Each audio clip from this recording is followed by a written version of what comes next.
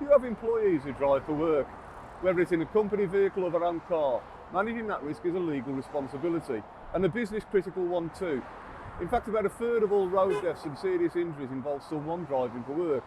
It's one of the biggest risks many businesses face, even if they don't realise they do.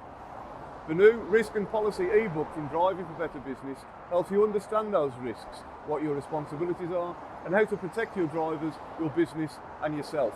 It covers everything from leadership and legal duties to managing drivers, vehicles and journeys, including tips on tackling common challenges like grey fleet and driver fatigue. It also helps you build or improve your driving for work policy with practical guidance that's easy to follow and actually works in the real world. It's free, it's straightforward, and it can make a huge difference. Download the Risk and Policy ebook today and start making safer driving part of your business as usual.